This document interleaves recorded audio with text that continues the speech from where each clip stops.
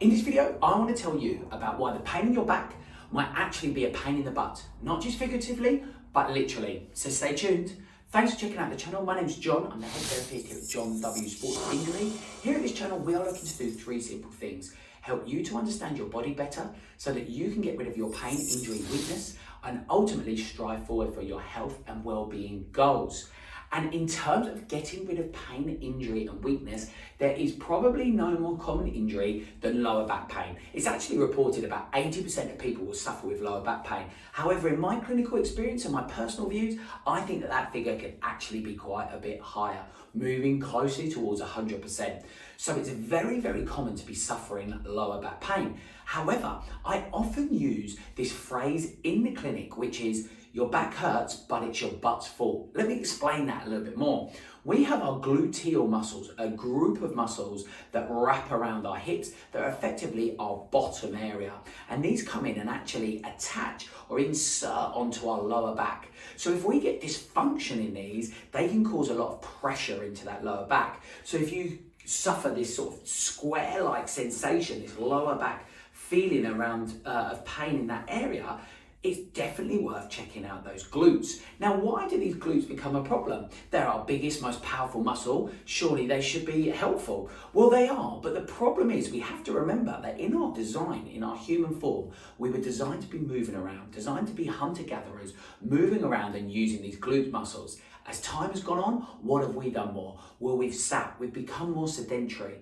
So what happens is we actually use these powerful muscles less than we're meant to. What can be a byproduct of that? Well, they can start to become weak or they can start to be tight. What then happens as a result is that we get excessive pressure into that lower back and that can cause lower back pain. So if you're now thinking, well, I want to know if my glutes are tight or weak, what can I do about it? Well, here's where I tell you a couple of tests that you can do to check out whether your glutes are underactive, underperforming, and ultimately causing you a slight problem in that lower back. So firstly, we can look to test the flexibility. How do we do this? Well, if we look to lay backwards onto a surface, this could be a floor or a bed, and if we want to test our right hand side, we bend our left leg. We then place our foot onto that thigh into this sort of figure 4 position. From this position, what we're looking to do is just lift that knee up. Now, in testing the right hand side, we should start to feel a pull in that hip gluteal area. What we're looking to see is, can we achieve 90 degrees in this leg? Can we get this leg to 90 degrees without pulling it? So what we're looking to do is test what we call our active range. So no pull, that would be our passive range. Our active range, can we get this leg to 90 degrees? If we can, great. But then it's often really interesting to compare both sides. So it might be that you start to lift one side and you feel that glute kicking straight away. You feel a problem in that right hand side. If that's the case, well, we know that we've got a lack of flexibility in the area. Now, particularly if you're suffering with right hand lower back pain, then we might have a little bit of a clue as to what's going on. We've lost some flexibility around that hip and glute area, the pressure's being placed on the lower back, and we need to improve that flexibility. How do you do that? Well, the good thing about this test is that can then just be replicated into a stretch. So if you found that lack of flexibility on the right hand side, this can be a daily stretch that we can do once or twice a day. This can become a passive stretch if we want to take that a little bit further, but we look to hold that for 30 seconds. See what happens if you do that once or twice a day. Then retest, and all of a sudden you might find that that range increases. And if that can then be coupled with a reduction in your symptoms around back pain, we know that you're on to a bit of a winner. How can we test if we're a little bit weak in those glutes? If we're finding that actually our flexibility is okay, but we still want to check out whether we've got enough strength in those glutes? Well, there's a couple of simple tests that we can look to do. Now, the one I'm going to tell you about or show you, I always apologise for its name, but I call it the weeing dog. The reason I call it this is because I guarantee you'll remember how to do the weeing dog for the rest of time. That's what I find in my clinical experience, and I think you'll see why.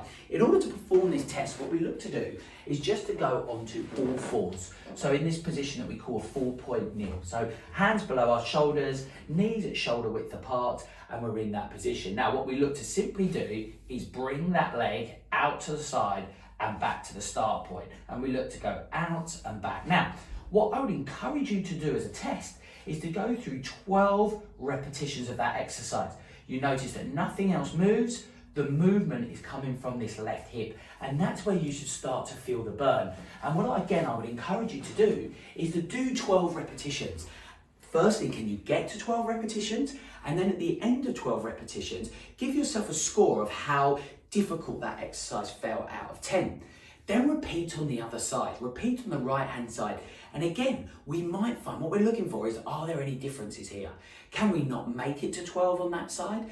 Do we actually find that our score is far higher on the right hand side than the left? What could this tell us? Well, again, if it's more difficult on one side or the other, we might be identifying that we've got a weakness here, or even an underactivity problem with the glutes. But we can then be, again, repeating that exercise. This is something that I wouldn't do every day, but I would look to do every other day. We might look to do a set of 12, or maybe working towards doing even 2 or 3 sets of 12 every other day as we start to strengthen and improve the recruitment pattern around those glutes.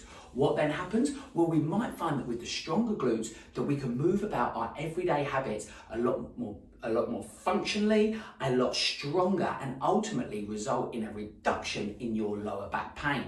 So remember, I should say that this is just one thing that may be causing lower back pain. Lower back pain is a very complex thing, and I would always recommend you get that investigated by a medical practitioner. However, what I wanted to do was show you some of the common things that we check out with people in clinic when they present with lower back pain. Are those glutes flexible, and are those glutes firing correctly and strong enough to meet the demands that we want to place upon them? I hope that's been helpful. If it has and you've made it this far in this video, that's great. You can show me that by hitting that thumbs up button, because then that shows me that this is the type of content that you and other viewers want to be seeing. It will also mean that others suffering with lower back pain will be able to see this more easily. And if you haven't subscribed yet, why not hit that subscribe button so we can keep you updated on all the videos as soon as we drop them. And here's another video that will help you along the way to achieve your exercise and well-being goals. And I look forward to seeing you on the next video.